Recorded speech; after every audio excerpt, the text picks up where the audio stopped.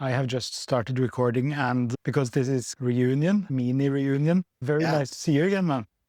Good to see you again too. Yeah, and it seems both like a very large amount of time has passed, and also it seems a bit like yesterday. That's at least for me. How are you? I've been good. I've been busy, spending a lot of time on LinkedIn. And then we just had a baby last month. So I've been extra busy. Congratulations. That spending much time on LinkedIn. That sounds good. A little bit less, Baby also. a little bit less now. Congrats on that for all the people that are in the future sometime watching and thinking, who is this marvelous young man talking to Hage? I think you can introduce yourself, but I just want to say he's one of the most magnificent people I follow on LinkedIn. I think what you share is some of the most, in Norwegian, we have something called matnyttig, which is called actually, it's almost translatable to food for thought. But I think what you put on that platform is magnificent. Welcome to Moving Forward, and thank you. Please introduce yourself and what you do to the great big audience. I love that intro. I don't think I've been called magnificent too often, but I'll take it for sure.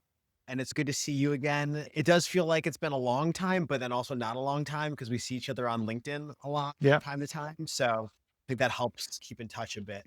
But for everybody, my name is Anthony Blatner. If you're going to go look me up on LinkedIn, like I said, I do spend a lot of time on LinkedIn and just trying to share various tips and tricks of what I see working on LinkedIn ads and LinkedIn marketing and then B2B marketing in general. So it's everything from tips and tricks, strategies to meet my favorite memes of the week or the month. So I think those are important too. Yeah, I spend a lot of my time in the ads platform and then just recently finished a couple courses with LinkedIn. Number one being B2B marketing on LinkedIn, that LinkedIn learning course. I just published that. And then number two was LinkedIn ad quick tips and tricks Oh, to cool. get better results. So those are the two courses that I just released. And then over here for day-to-day work, I run an agency called Speedwork Social. And all we do is like LinkedIn marketing. So yeah, I spend a lot of time on LinkedIn. Cool. So you released two courses on LinkedIn, the learning platform part of it. On LinkedIn Learning is a great platform, and the process of putting together the courses is a lot more work than I thought it was going to be. But I'm Yeah, very how happy was to that? have it. Very happy to have it done. It was great. LinkedIn Learning is a very professional organization, and if you can go watch videos, take courses on there, you don't see all the production side of things that has to happen to get a course on LinkedIn Learning, and it's actually quite impressive. So you have to choose what your topic is going to be that you're going to teach on, and then you work with a producer to outline your course modules and what each episode is going to be about.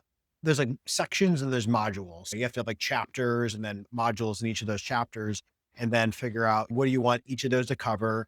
And they're very good about it of making sure that it's all quality content. You don't repeat yourself. You don't repeat another course so that you don't have too much stuff overlapping, but it's just like really quality modules. And hey, when you find that module, like that's the module to watch. And then you work on your script. And then there's the whole recording aspect. You actually get to go out to their studios in California and record in a very high quality studio. You wear the headset, you got the microphone, and you record the whole courses and all the modules. And then there's all the post-production editing that they do, and then testing and QA of the course. And so it's a whole process, but yeah, it's awesome to go through it. It's a lot of work, and I'm glad it's done and out there now.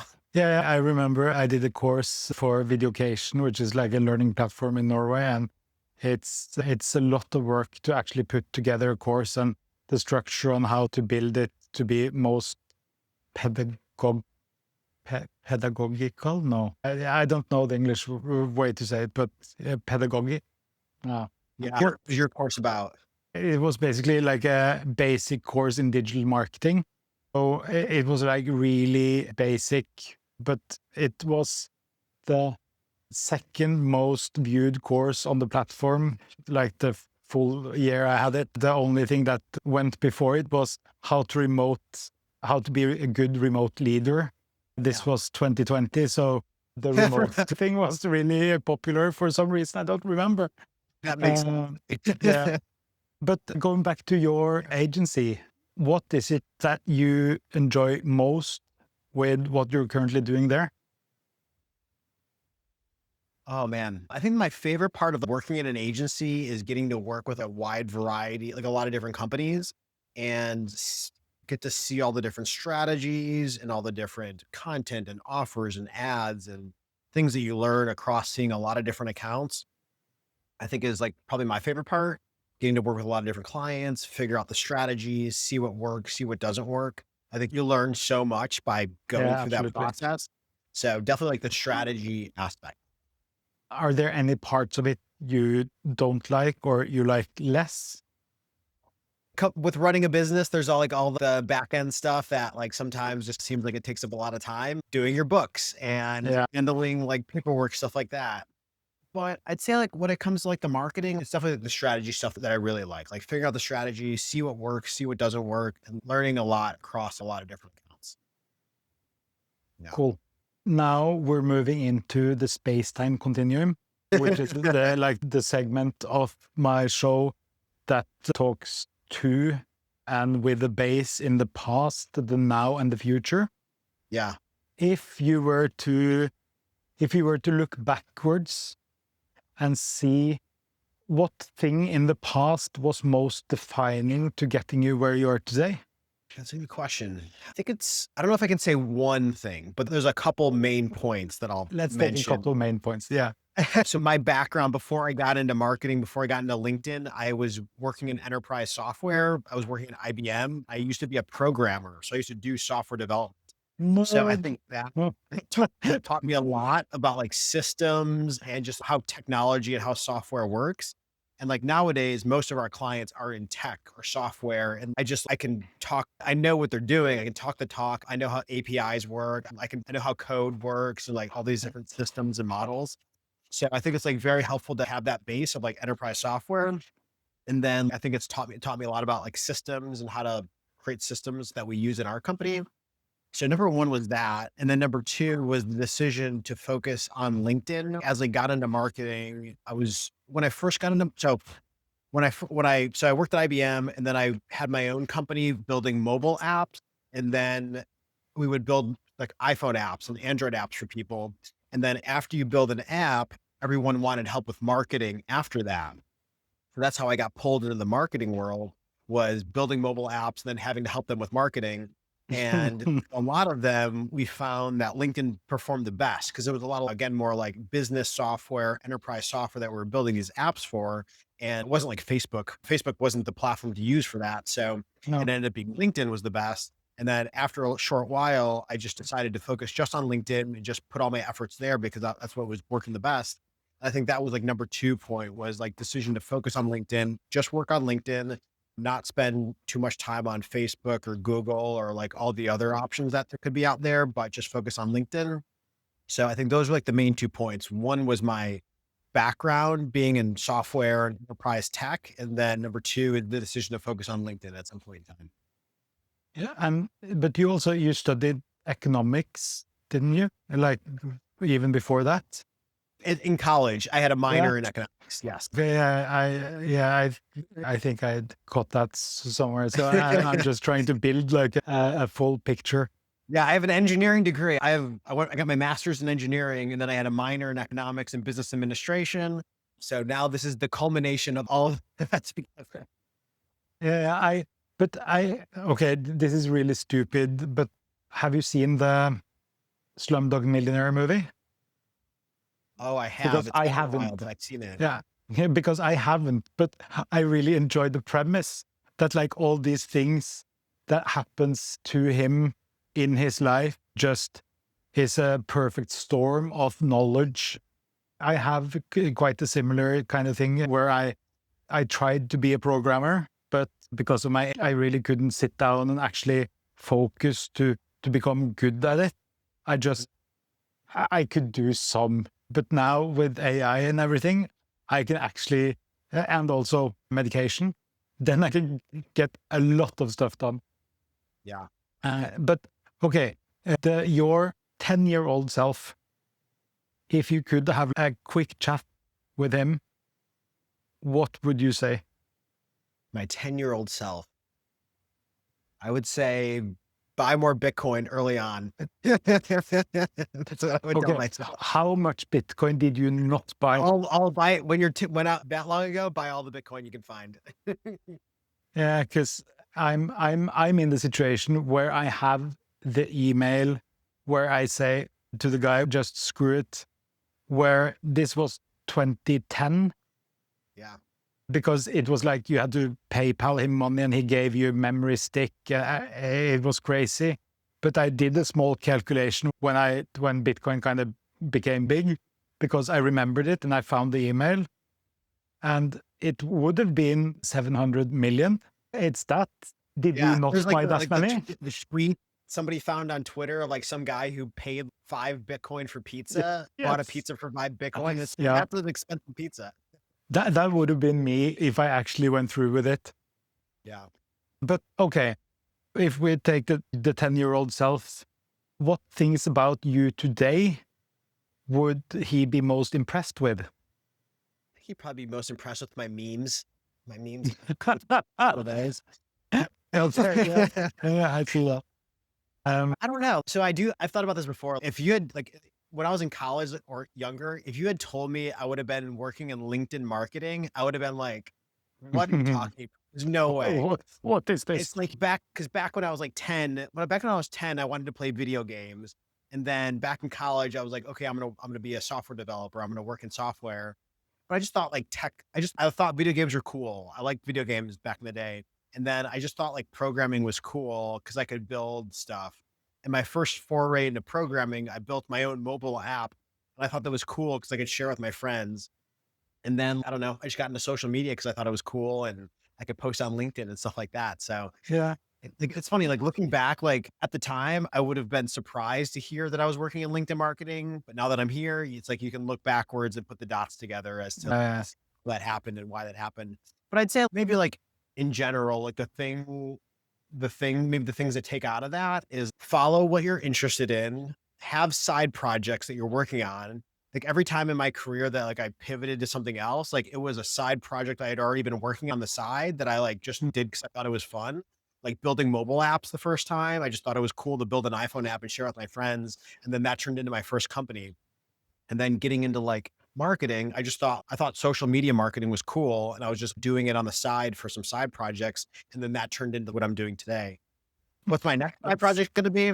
I don't exactly know. I've been playing with a lot of AI stuff. I've also been doing a lot of house projects around the house this year. So I don't know. Maybe it'll be something AI-powered house. You smart tool. could potentially start like a kindergarten or some childcare facility. Or I don't We're know. going to teach AI in kindergarten. is what we're gonna do. But do you think there's anything that 10-year-old you would be embarrassed about? That's a good question. I don't know. Also the memes, maybe? Or Embarrassed don't that I you don't have? play video games anymore. Maybe embarrassed that I don't play video games anymore. Yeah, I think that would be Too busy embarrassing. too busy to play like video games, but like in a funny way. It makes sense. Like it aligns. I feel like business is my video game. Where when you play a video game, you're like trying to beat a boss or beat a level and like figure out what the next level, get to the next level. I do feel like in a lot of ways, like business is that game where you're like, you're figuring out a problem or figuring out a strategy that's going to get you to the next level. And it feels like a video. Yeah. Like social media is like a video game. Like I'm putting actions into the platform and it's giving me some results. And now the next boss I need to beat is the LinkedIn algorithm. And I do that. I have that fight every day. Did you ever, maybe you're not, what year are you born again? I was born in 88. Okay, maybe, did you ever play Jones in the Fast Lane? No, what's that? Okay, it was a PC game. And this is quite sad, maybe. So one of that in a period of time, that was the game I played the most. And the game comprises of you finding a house to rent, and then you have to get a job to pay for that rent. And you have to go to school so that you can get a diploma to get a better job so you can have another. And that's the game. You played life. Yes. As a video game. But it's quite funny because you can do it. Sometimes there's like a leak in your something in your kitchen, then you have extra expenses, and then you have to work more. So you can't, so you have limited amount of hours in the day.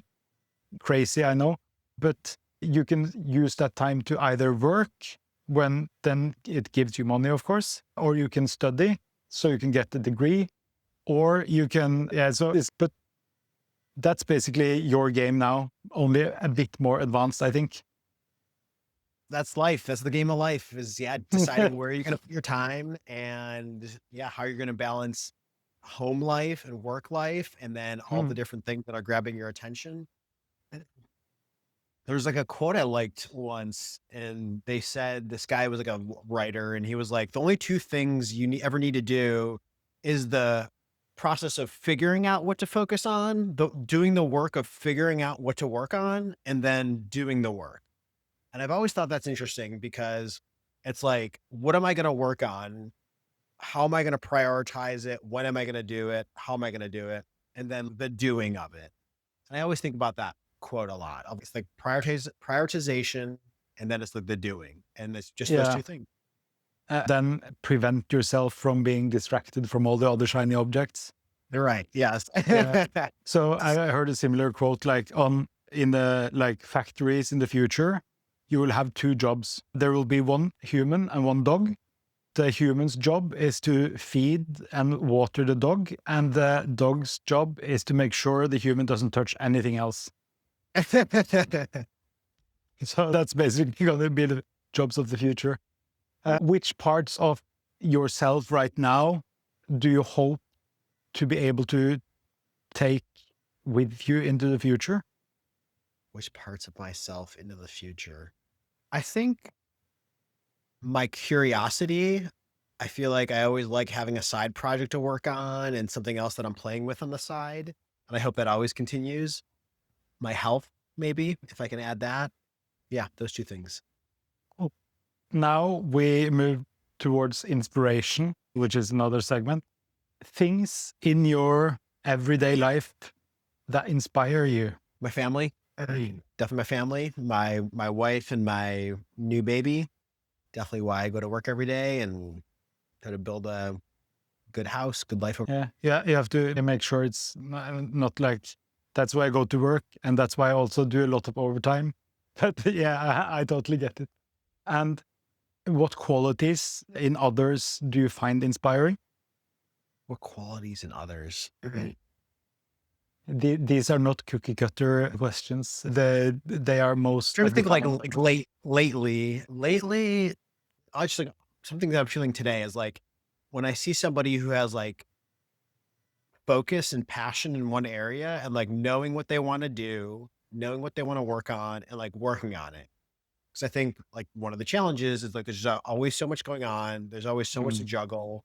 There's always like another shiny object you could tackle. But when you see somebody who's like just focusing on one strategy or just one platform or just one technology or something like that, I always like I always appreciate when I see that, like they're choosing to focus in one area, choosing to get very good at it. I don't know. So I think lately it's just like seeing people who focus. sounds to me like you are inspired by nerds. Yes, maybe. I know in the US, the nerd has been quite, it's not always seen like a badge of honor, but in my world, being a nerd is to have something that you're passionately focused on and that you can kind of work on and talk about for hours. And yeah, it sounds like you enjoy nerds and I sounds do like enjoy you nerd. are one Yes. yourself. Yeah. I think I relate to being a nerd for sure. Hmm. For sure. What things do you do that you think can inspire others? I think sharing your journey is always both a fun thing to do and also a nice way to share with others, to give to others. And that's one of the reasons why I do. That's one of the positives of social media is like being Hmm. able to share content, share your point of view, share your thoughts, and then other people can learn from that. They can ask questions, they can learn about you. So I think sharing your journey, I think helps other people learn and see the path. It's not always direct and straight and easy, but sometimes it's very windy, or sometimes you're working on different things, or sometimes you're surprised by certain things. So think sharing the journey is like an important thing to share with others. So how do you come up with like ideas for campaigns and strategies? Do you have a process, or is it like you just sit around and everything just comes to you? I think so. My process for this, it's like part process, part create, part you got to be creative with it a little bit. Number one is, so we work in client services. So I work with a lot of different clients. So usually a client will come in and they'll give us some information and tell us about the company, about the product or service, about the target audience, and then who their competitors are. So I like to read that first. And then step one is go look up the competitors, see what they're promoting, see what they're advertising, see what their marketing says. And that's just like another point of view that's useful to have. And then after that, take all those and dump them into AI and tell me AI based on everything. What is the best target audience? What is the best messaging angle? What's the best offer? What are the risks? And then once I have all that information, then I just like to sit with it. And I think this is an important step because sometimes there's a very clear and obvious idea that none of these have picked up that you have. And this is a chance to be creative. What ideas do I have that could be a good idea for a campaign? And a lot of this is also pulling from like current events and pop culture and things like that. Because sometimes, yeah, the best ideas are like current events. What's a current idea or a way of thinking or something that's happening in the world that I can use in this campaign? Because Mm, the more relevant it is, the more chance it has to be successful.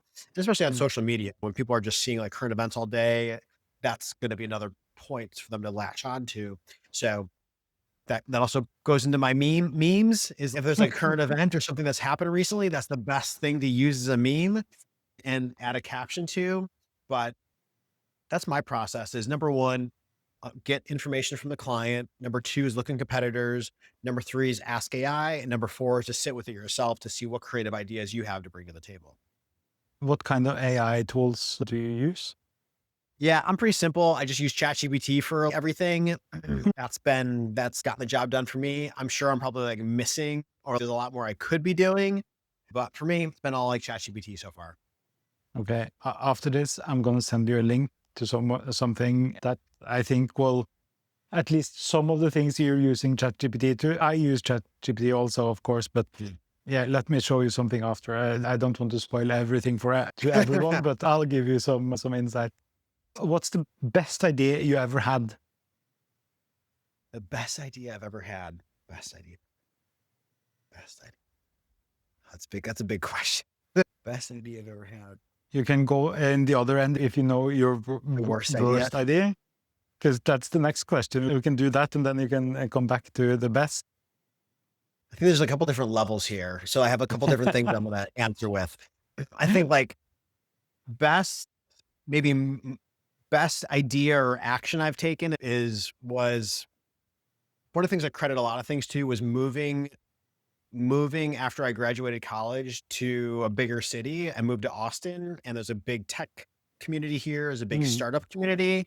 So, 100% like that led my journey into getting into startups, getting into tech, getting into stuff like that and starting my own company. So I think like career path wise, that was like the biggest thing that would change a lot of my journey or set a lot of my journey.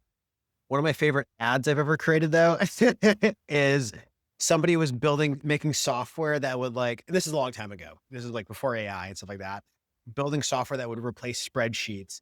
And I was like, then we should have a picture of literally a picture of Excel, like getting crossed out or having an error and showing why it's a problem. And I remember the person I was working with was like, no, I don't want to do that. It looks so ugly. And then I was like, and then we did it. And then I was like, this is working the best by far. Yeah. And they were like, all right, I guess you were right. I don't know why, just like that campaign or that ad, I just to this day, I'm just like, that was like one of my best ads was like, we're building a Microsoft Excel replacement. So we should take a picture of Excel and why it's bad and show people why they need to make the switch. And that ad just crushed it. Because everything else was like, oh, here's a new interface, but you've never seen it before. So no one So ever. you have no, Right. absolutely. And most likely that designer was pulling his or her hair out because you wanted something that looked really ugly, but Yeah. it worked. Yes, it worked. So that was my favorite ad, probably. So worst idea? My worst idea. Mine involved like There's a lot of them. There's a lot of them. liter The of first thing that absinthe. comes to mind was there's a lot of there's lakes in Austin, and we go stand up paddle boarding on these lakes often, and we'll blow up the paddle boards. My worst idea was not noticing and blowing up the paddleboard on hot asphalt in the middle of summer, and the paddleboard exploded when we were blowing it up. Nice. And that was probably my worst idea, is be mindful of the heat outside. Heat in Austin. Yeah. Okay, so now we have a line of questions that are quite rapid fire. All right. So just throw out the first thing that comes to mind. What would people say is your most marked characteristics? Okay, that word. My focus is, people tell me I can focus a lot. Maybe that. What quality do you most like in a person? I think like having a personality and a little bit of humor. What do you value most in your friends? Authenticity and being able to tell me some real feedback, tell me the real story. What is your principal defect? I work too much sometimes. What's your favorite occupation except the one you've got? Ice cream taste tester. Ooh, that's a good one. What is your envisioning of pure happiness? I think being able to work on stuff every day that you like enjoy, I think is like a big thing. Coming from me, somebody who probably works too much, but like having something that you can work on that you enjoy, that I think that there's a lot of people that hate their job. They hate their job, and then 5 days of the week and 40 hours a week, you like don't like what you're doing, is terrible.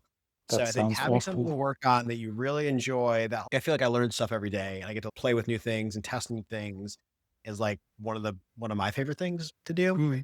So that. What would be your greatest misfortune? If I just worked and didn't do anything else, that'd be the worst misfortune. If I just worked and didn't do anything else.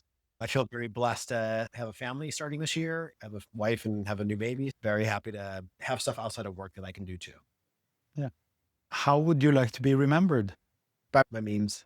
What country other than your current one would you like to live? Man, I think Australia. I feel like my dream would be to like spend winter in Australia and then like the rest of the year here, so that I could have summer part 2 in Australia in the winter, Yeah. and then I could have summer part 1 up here. I feel like that'd be my dream. What is your favorite color? Blue. I'm wearing a red shirt now, but like other than this, most of my wardrobe is blue. And Everything is linked in blue. It's not. It's not LinkedIn blue, but some of it may be very close to LinkedIn blue. Yeah. Have you seen the Black Mirror episode with a tiny robot that is expanded to become a human man that kind of paints big blue murals, and that's the only thing he does? Well, Black Mirror is a freaky show, but I'll. Oh, it's so freaky. Yeah, the blue one is amazing. Where are we? Who is your favorite writer? I don't know if I have a favorite writer, but I know in the marketing and copywriting world, David Ogilvy, all of his books are all like really good. I've always liked his stuff like the most. What are your favorite fictional heroes? Fictional? I always say Jesus when people ask me that, because then I get a good reaction from some people at least. But no, it's your Like growing up, I liked Spider-Man and I liked Venom a lot. I don't know why I'm just thinking of that right now, but maybe that. Who are your favorite musicians? My favorite band is the Red Hot Chili Peppers. Nice. Do you have a favorite like artist, non-music artist type of person? No, not that I can think about. No. Who are your heroes in real life? It's my parents. You're allowed to say me also if you but parents. That's Helger. That's it. What do you most dislike? Oh man, when it gets too hot here, when it gets 110 degrees here, that's just too hot. I just can't stand that. I like the heat 110, overall, but that's Texas just gets too hot sometimes. okay. I just have to do like a, because we in the rest of the world, we use this other system for 110 degrees Fahrenheit to Celsius. Oh 43. shit, that's insane. It's hot. It gets hot here. Like I always say that my brain has like a opposite proportional to the heat, but my brain starts decreasing in effect after 20 degrees Celsius, which does not I would be I would basically be a 68. Oh my zombie over there. gosh. It doesn't even get that cold at nighttime here. It doesn't even get that cold at nighttime. Seriously, I would be like a zombie at my best, and then it would go Well, down from there. for the whole summer, the low is at least 23 Celsius. It doesn't go below 23 Celsius the whole summer. In Norway, okay, in Stavanger where I live, it's we get, how much would that be? Like 60 Fahrenheit. Yeah. In the like 60 to, yeah, I think if it's over 77, then people are going like, oh, whoa, this is crazy. Yeah, but yeah, it's insane. What historical figure do you most despise? Oh man. Never been much of a history guy. The most popular choices are Adolf Hitler. Yeah, have all of the Probably him. Probably him. Yeah. yeah, I think he kind of, normally I just say except Adolf, but yeah, what natural gift would you most like to possess? Natural gift. Thinking I want to say either, I don't know if it's a natural gift, but being more musical. I wish I could play more instruments. How I many want to do you learn know now? piano. I want to learn how to play piano at some point. So that's on my to-do list. Cool. How would you like to die? Jeez. I don't know. I think our generation is gonna be the first one to live forever. Actually, I think that might be alternative. What vice do you have that you most can enjoy to give into? Vice Yeah. is work, probably. Yeah, I thought so, maybe. Yeah, so that's the thing. That's the whole show. So I thought it was really nice to have you on, and hopefully people would like to follow you and see your memes after this. I think it's very fun, at least. I wanted Yes. to, we can close off this now. I wanted Thanks to for having show me. you. It was fun to catch up. It was fun to chat. You get some good questions. Yeah, I think some of them are a bit hard maybe to answer, because it's yeah. Can you see this? No, now you disappeared. Yeah, I wanted to show you what I've been playing around with, and I also wanted to give you. I can stop the recording now.